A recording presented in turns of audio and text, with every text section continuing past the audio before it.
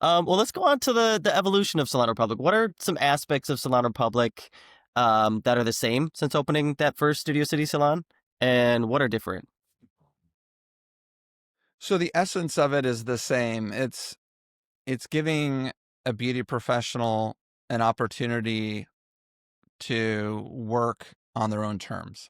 And it's our belief that, when a beauty professional is able to work on their own terms, that they're happier and more successful.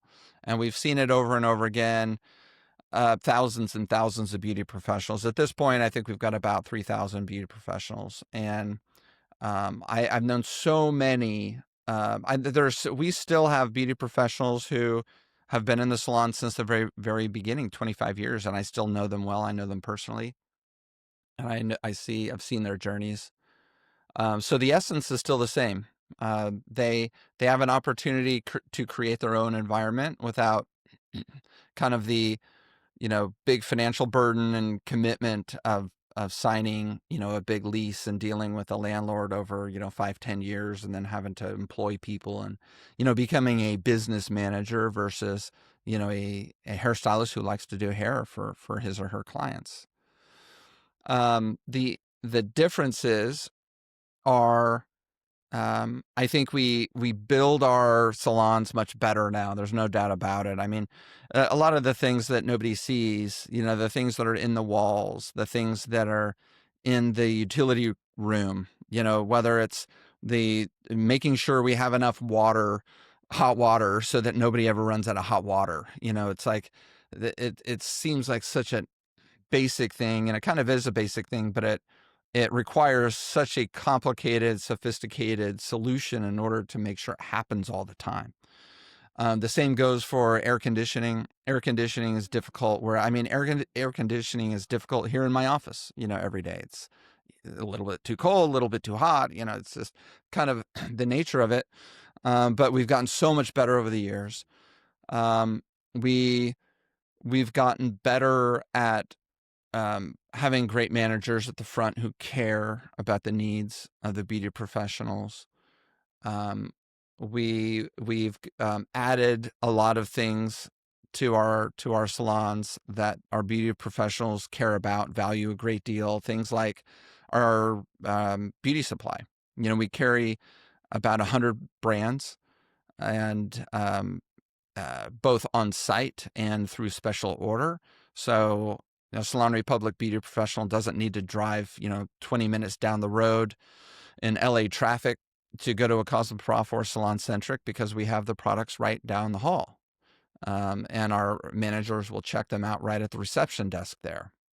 We've gotten better at making sure that the right products are in the salon at the right time when people need them. We've added things like towel service. Um, and Yeah, by I the was going to way, ask you about. Sorry, I was going to ask you about that yeah, one. When did towel service become an amenity in Salon Republic, and why? Like, what was the where did that yeah. start? So when I was working at the front desk, I worked at the front desk of Studio City Salon for a couple years. Right in the beginning, I was the only employee for those couple years, and again, 80 hours a week. So I mean, I'm seeing the hairstylists coming in. Those hairstylists that come in at 7 a.m. I'm seeing those hairstylists leaving at 10 p.m. I got to know them extremely well. I got to hear about their needs, hear about like pain points of how they work behind the chair.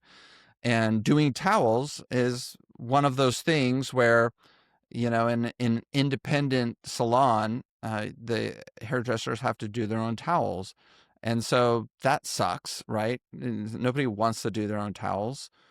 And so from the beginning, I'm like, okay, how can I get to the point where I can provide an environment where they don't have to do towels, whether that's somebody coming in, and providing towels, or somebody internal, on site providing towels. And so it wasn't until, let's see, it wasn't until my second location in 2014, which was in Beverly Hills, actually one alleyway south of the Beverly Hills boundary, on Pico Boulevard. Some of our listeners might remember. And I worked at that front desk for 2 years. And then I had an office in that salon for another couple of years. But it wasn't until that salon that we offered towel service. And that was a big deal to offer towel service. I didn't recognize how much it was going to cost. I just did it. And then I had to figure out, how much it costs and then how to pay for it, because there's this magical thing about towels.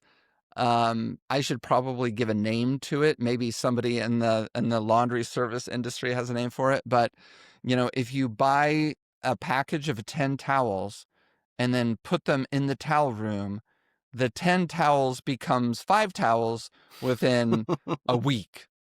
Just Yeah. magically. It's like the opposite of rabbits. You know how like the jokes where rabbits reproduce really fast? Towels, I don't know, what do you call it? Deproduce really fast. Yeah. It's like they vanish into thin air. And I think there's a landfill somewhere in Los Angeles with maybe 3 million black towels that I've purchased over the last 20 years. But constantly buying towels to replenish. So we did that, and then I figured out how to make it work. I did it first and then figured out how to make it work. And then with the beauty supply, I mean, that's really the big one, because that actually requires, like, we have a team of people, a merch team of people who, support that effort.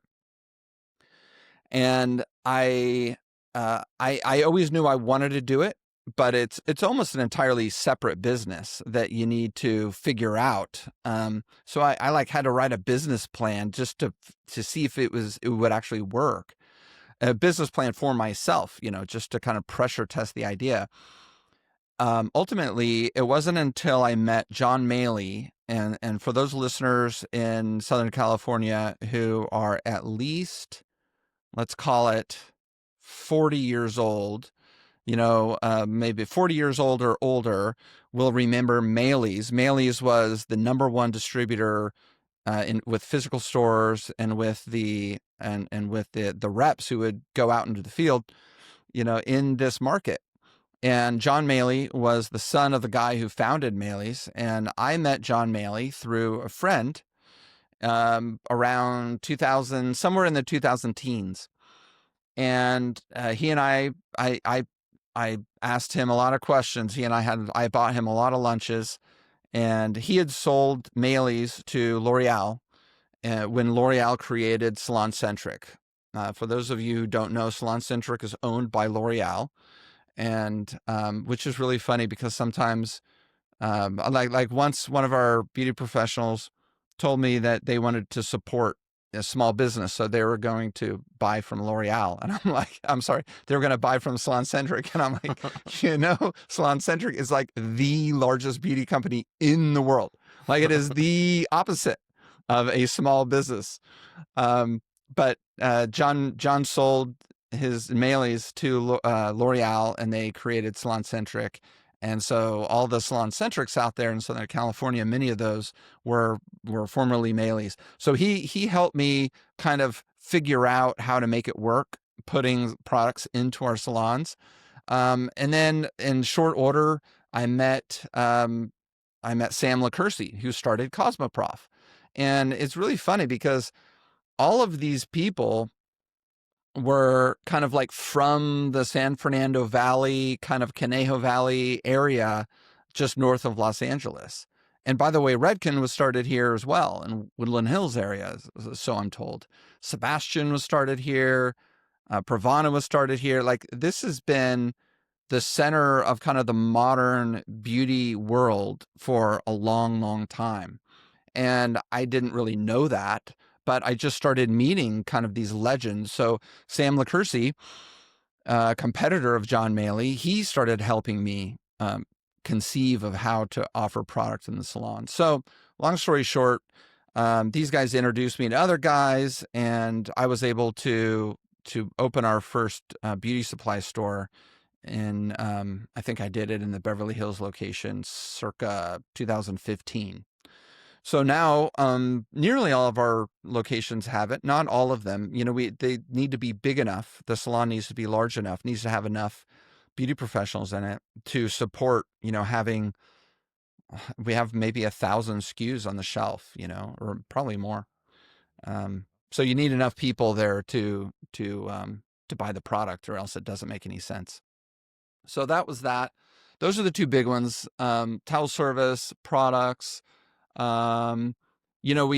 now are pretty hands-on with marketing support. For those listeners, Donovan and Marissa are VP of marketing at Salon Republic. They go out into the world. They go into the salons, and they help teach our members, our beauty professionals, how to market themselves. Set up Google My Business accounts. They give advice on their Instagram accounts and stuff like that, because a lot of people they don't have that self-awareness to recognize what they're not doing right. And so, providing that marketing effort is something that we've been offering for many, many years. And then, kind of as an evolution of that whole concept, we started the podcast. And the podcast was started, this is so meta, right? It is It's like meta. talking about the podcast on the podcast. Yeah. So the podcast came about. I was talking to one of our high-profile hairstylists, and we were BSing about this or that. And I remember thinking to myself, oh my God, like, how many people in the industry would love to hear what I'm talking to this guy about right now? Like, this guy is well known by everybody, and he's telling me all these things. It's like behind the scenes. It's like super valuable. And I literally walked out of his studio, walking back to the front of the salon, thinking, like, how do I take that conversation, record it, and for everybody's benefit? Like, that's amazing. Like, if I could do that, I could help everybody. And I was thinking, initially, just for Salon Republic, hairstylists or facialists or beauty professionals. But then, of course, it's like, well, if anybody in the industry could hear it, like, they're going to take advantage of it. They could benefit from that enormously as well. And that was right around when the podcast platform, the whole idea of a podcast, was kind of gaining in popularity. And Donovan, you might know better than I, but I think podcasts had, like, kind of an origin moment well before it became popular. Maybe 2010, 2005, even something like that, because the technology is not terribly sophisticated. But it wasn't until around the 20-teens that it really became popular. Is that right?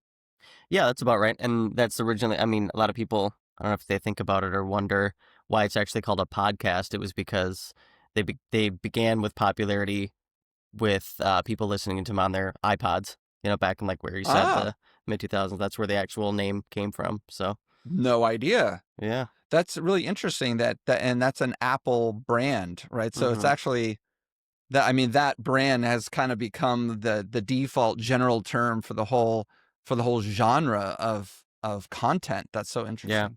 Yeah. So where do you see the hair industry going in general in the future, and how Salon Republic kind of fits into that?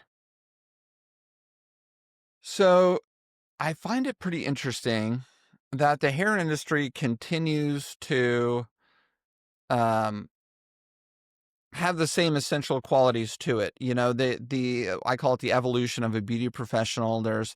They go to school, they get a license, they leave school, they go into a salon environment that offers a tremendous amount of support, but not a tremendous amount of money, right? And because the salon needs to get paid for all the support that it's offering, that makes sense. Commission salons, for example. And then those beauty professionals who do well in that environment, they build a book of business. And because a haircut, for example, or a hair color service is not a commodity, it's a very subjective thing. And one hairstylist doesn't do a haircut the same as another hairstylist. Um, a client finds a hairstylist they like and trust, and they stick with them. And so that happens, and then the hairstylist can become more independent of that kind of high level of support, and they can go into their own environment. Booth rental, for example. And then historically, before the studio option, the only other place to go once you want more than a booth rental salon is to get your own storefront. And so, that can be good, that can be horrible, depending on, the individual, who you are, what you like spending your time doing, how much money you have, how much tolerance for stress and all that. Um, and of course, we play in between the booth rental salon and the storefront salon. We provide kind of the best benefits of a commission salon and a booth rental salon, and while getting rid of the worst parts of having your own storefront. And so we're just another option kind of with the options out there. And I think it's really great for the industry that there are all these options out there, because so many people are different. And even throughout their careers, they can have one period in their career where they really like one kind of salon, and then they evolve, or maybe their lifestyle changes or their desires change, and then maybe they like another kind of salon more. And you can go in between these types of salons all you want. And then all the way up to, you can go into the corporate salon world if you want. You can go work for Wella, as a this or a that. And it's so cool that there's so many different options for hairstylists. As far as what I see in the industry, I see kind of a cyclical nature to what's going on. And this is not new. I think this has been happening for a long time, and it continues to happen, where, a hairstylist will go from school to commission to booth rental to studio, sometimes go to a storefront, and then the storefront creates good beauty professionals who then, and within that storefront, those good beauty professionals might go to booth rental and then their own studio. And then those people who want to take more risk and manage employees and, be more like business, spend more of their time doing business, they can then go out and do a storefront, which then, builds hairstylists who then, go into booth rental and then go into studio and then da da da da da. And so there is a cyclical nature to it, which is pretty awesome. And I think it's good for the health of the industry to have all these different kinds of environments. Um, I think I think the real answer to your question, as far as where things are going, is we are obviously in a digital world right now. And a lot of our industry is driven by client behavior, client desire, not just what we want. And client behavior and what clients want to do is they want the convenience of being able to go onto their phones and book an appointment. At 10 o'clock at night, when they are getting ready for bed, they look in the mirror and they're like, oh, my roots are too big, or I don't like this color anymore, or my hair's too long, or whatever else. I think that's a tremendous benefit to our industry. As long as the beauty professionals recognize it and are willing to adapt to it. I think that that's happening to a large degree, but it's not happening completely. I still know hairstylists who don't want to have a Google account. Or maybe I should say it this way. They want to have a Google account, but they don't want to put in the 20 minutes to get a Google account, to become discoverable. There's the convenience of booking with an existing client, but there's also, what the business world calls the new client funnel. And if you imagine just a funnel like in your kitchen, it's got a big opening at the top and a little opening at the bottom. And the definition is, a bunch of people might enter the funnel at the top. Those are people who might find you on Instagram or something, and then they're going to start kind of discovering who you are. They're going to look at your content. That's going down the funnel, and then there's a smaller group of people who are going to actually get to the bottom of the funnel. Those actually become clients in your chair. So the top of the funnel has changed significantly in the last 10 years. Clients want to see, even if they hear word of mouth, and word of mouth, I think, is still number one, human to human word of mouth.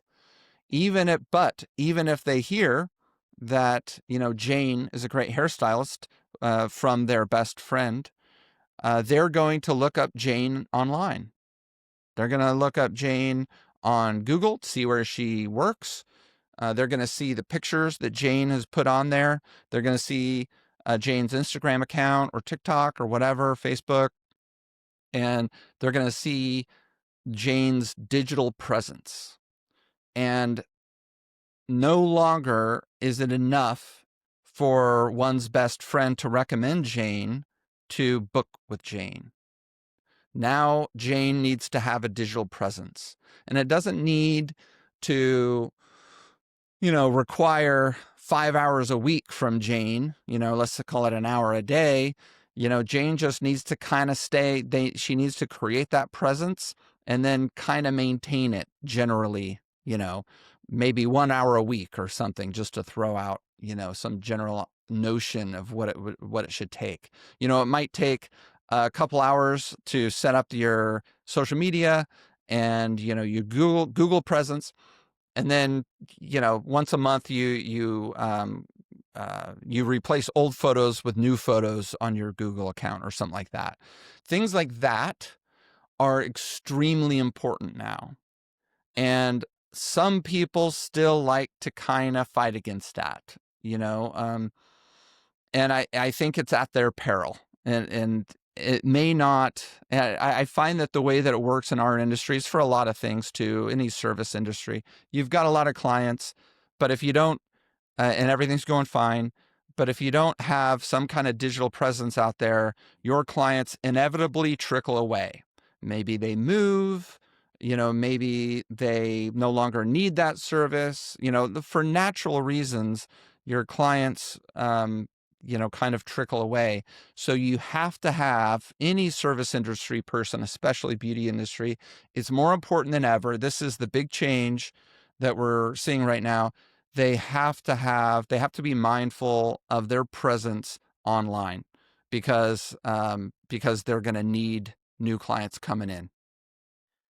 So that kind of leads into my next question regarding hairdresser success. So you've obviously seen countless hairdressers succeed and unfortunately fail in the salons. So what are the most important things in order to be successful as an independent hairstylist? So this is one of my favorite questions, and I don't ask it of all of our guests, but I ask it of many of our guests. And actually, the last interview that I did, which will be coming out at a certain point, I did explicitly ask that question. I think, I've done how many, Donovan? 440 or so episodes, Pretty close. conversations. So I kind of boil it down to, I suspected you're going to ask this question, so I thought about it in advance. And I boil it down to kind of the following idea. And that is to put yourself in your client's shoes to get a realistic perspective of what it's like to be your client and all the different elements of that. So starts off with finding you online. What does a potential new client see about you when they go online? And, it's a little bit of a mental exercise to completely role play this, right? Because you have to get out of yourself. You're no longer, let's say I'm a hairdresser. I'm no longer Eric Taylor hairdresser. I am a John Doe client, right? So I would go onto Google and I would type in Eric Taylor hairstylist, Los Angeles, right? And I would see what comes up. And is it like 14 different Eric Taylors within, a 2-mile radius? Um, are there no Eric Taylors? Do I come up on page 854 on Google? Um, does my Instagram come up? Does Google have me indexed as being a business nearby? What is it like? And then let's say that Eric Taylor hairdresser is searchable online, you know, pretty well, let's say, and I come up on the first page, and um, there's not too many confusing things, in the first 5 spots on Google. And so somebody is able to find me, John Doe Klein is able to find me pretty easily. And he clicks through to Eric Taylor hairdresser, Google my business account. And what does he see on there? Does he see reviews? How many reviews? Good reviews, bad reviews? What kind of pictures has Eric Taylor hairdresser uploaded pictures to Google? And if he has, what do those pictures look like? Are they from 8 years ago? Like, do they look sepia tone? Are they so old? Does it show, somebody with, my client from 15 years ago with stripper stripes? Or does it show somebody, with a recent picture of great work that I did? And really take a hard third person look at what people out there that are going on the internet. What are they seeing about myself, Eric Taylor hairdresser? And it's a very uncomfortable thing to do, because you might see vulnerabilities. I think most people would probably say right out of the gate, oh my God, I'm never going to do that, because they're going to see, I'm going to see horrible things about myself. I might see bad Yelp reviews or whatever, or I'm not on Yelp. Yelp shadow banned me because I was paying for it. Now I'm not paying for it. And now I have to worry about why I'm not on Yelp, things like that. But like, it's really important, if you care about your business and, you want to increase your income, increase your quality of life, to do these kinds of things. Okay. So that's the first one. What is it like to find yourself online? And then think about what it's like to book with you. What kind of booking setup do you have? Do you have online booking? If you do, go onto it through a browser that it doesn't have, the cookies set up so it knows that it's you. Go on there and try to see what a client sees. Again, what do the pictures look like? Are there any reviews? Or do you not have online booking? So you're just kind of one of those annoying hairstylists who still requires a phone conversation, to book.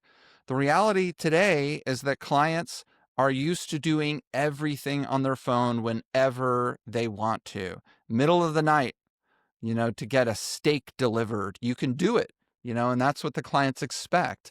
So if you're requiring your client to do a bunch of annoying, inconvenient, offline things, between the hours of 11 a.m. and 4 p.m. only, then that's probably going to make it a lot harder for you to fill that new client funnel. And then just think through the rest of that, interaction with a client. What's it like to have an appointment with you? Do you show up early? Do you have your station ready? Is your studio clean? Just all of it. What is it like to have an appointment with you? Are you scatterbrained? Are you on the phone with somebody for 10 minutes and you make your client wait outside, while you finish your conversation with somebody, or are you ready to go? Are you oftentimes in a bad mood and then kind of subject your client to that bad mood that you're in because something, annoying happened to you before? Or do you recognize that you're a professional and you need to put aside any annoying things that may have just happened, and you're now on stage to some degree and you need to kind of perform, because you're getting paid for it. Part of being a professional. Things like, does your client, when you look at your client, again, experiencing what it's like to have an appointment with you, are you letting your client know through your communication, through your body language, that you genuinely care about their hair problems? Are you asking them? So maybe not say, are you having any problems? But say, like, what is the most annoying thing about your hair? And then that's going to force them to think of that one little thing, how their hair kind of flips up all annoyingly in the back, kind of ruining the shape that they like. They may not be thinking about it when they're sitting there as a client, but just asking that question is going to give your client the sense that you, as a hairdresser, the hair professional for John Doe client, cares a great deal about John's hair, and they are Eric Taylor Hairstylist is fully bought in to that role of being my hair professional. Those are the types of things that clients, they may not consciously think about them, but they definitely feel whether the client has them on autopilot, whether the hairdresser has them on autopilot, or if they are sitting there and they really care about the experience that the client has, not just there in the salon, but, between appointments. Is it easy to style? Is it hard to style? Are they struggling with the type of products they're using? Too moisturizing, too drying, too heavy of a product, too light of a product, too much frizz. Where are the problems? Very rarely do I hear a client, and by the way, I get all this just talking to the general public, which I do a lot. Very rarely is somebody like, oh my God, I love my hair and it's amazing. I don't have any problems with it. I'm not sure I've ever heard that before. There are always things that people don't like about their hair. And these are opportunities. These are not nuisances, but these are opportunities for Eric Taylor Hairstylist to let the client know that he cares a great deal about the client's hair, and he can solve those problems. That builds loyalty and trust between hairstylist and client. That fills books, that fills books.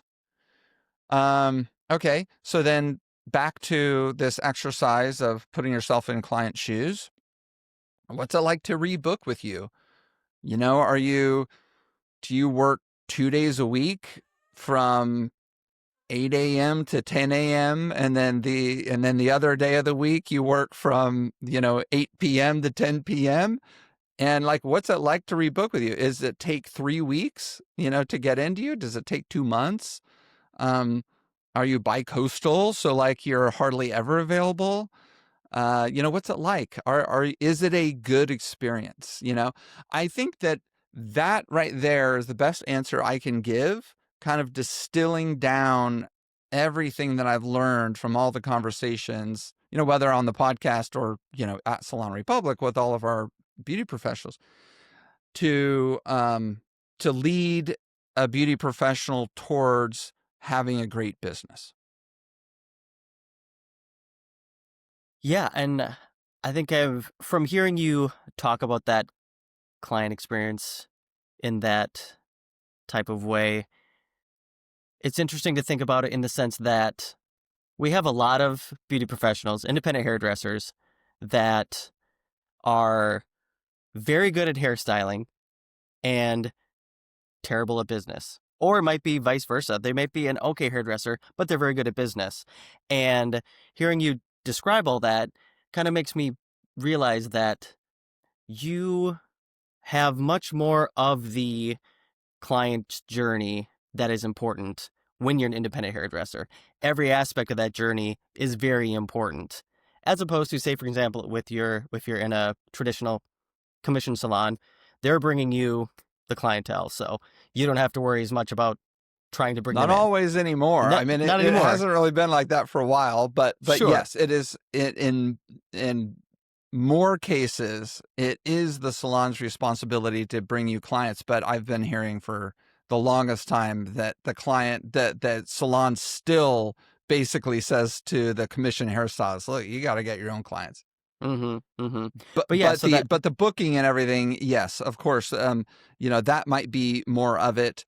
But as an independent, you have more control over it. So when you're Mm-hmm. in a commission salon, like there's going to be something, I hear this all the time, the receptionist never shows up on time, or her manner at the front desk is horrible, and my clients keep complaining because she's kind of a bitch, and she doesn't remember to do the right things or whatever, and uh, all those complaints. When you're independent, you have control over all those things. Mm-hmm. You can choose the booking app you want. You can treat your clients the way you want. And all that's very important. And I think that's why we see the ability of independent hairdressers being able to be successful, even if they're not the best in one of those things. They have the control over the other aspect that allows them to still be successful. Totally. And Uh, and and that's a great point, really quick, and I'll hit on that. I know we're kind of wrapping up, but um there's countless thousands. There's I would say thousands just within our own salon. Probably a million successful hairdressers around the country who aren't going to be good at all of these things that I named, but they're good at enough of them that their clients can overlook the one or two that they're not great at. I know hairdressers who are extremely successful who never show up to the salon on time. Never. It's yep. just their clients value so much some other part of the experience. Maybe it's the quality of the service, the technical quality of the service, the cut of the color, or whatever, to overlook having to wait 15 minutes at the beginning of every episode or every appointment, right? So, yeah, this is not like you have to have all these things dialed in 100% to be able to make a living. Absolutely not. But these are the things um, that you have control over that affect whether you're successful or not. All right. Well, as you always do when wrapping things up, any last words for the community? I think that my last words are that I wish that all of our listeners would have the confidence to push themselves into areas that might feel uncomfortable, because that's really where satisfaction, yes, that's where growth comes from. I think everybody knows that. But more importantly, that's where satisfaction comes from. Satisfaction with ourselves and, enjoyment of our lives and everything. It really comes from pushing yourself a little bit. You don't have to push yourself a lot. You don't have to push yourself off the cliff, but push yourself a little bit into, an uncomfortable place, something you feel uncomfortable doing, but you recognize it as having value. Right, just today, start doing that thing. For example, a big one sounds simple, but so many people don't do it. Start putting your face on your Instagram account. And it doesn't need to be every other post, but, 1 out of 10, put yourself on there, just a selfie. It could be very simple. And your clients and potential clients will appreciate that tremendously. It's important for people to see you out there, with your digital presence, because if they don't see your face, they don't know who you are. And it's going to be uncomfortable for them to book with you for the first time. Or, your smiling face and your dimples are going to remind the client who hasn't been back to you in 8 months. It's going to remind them about you, and they're more likely to come back to you. So, do those little. That's just one example, but there's so many, and each of us, we have our own. I certainly have my own, and of course, after getting off this thing, after I'm preaching like this, I'm going to start doing. I'm going to do one thing uncomfortable. But that's what I wish for all the listeners. I wish that you do, one uncomfortable thing, every so often, because you're not going to regret it. You're really going to benefit from it, enjoy it. And then the one last thing is that how much I appreciate you listeners for spending the time listening to all of these episodes. Donovan and I have been doing this for 8.5 or so, 8 years and a few months, and 440 or so episodes. And I think I speak for you too, Donovan, when I say how much we appreciate that people continue to listen.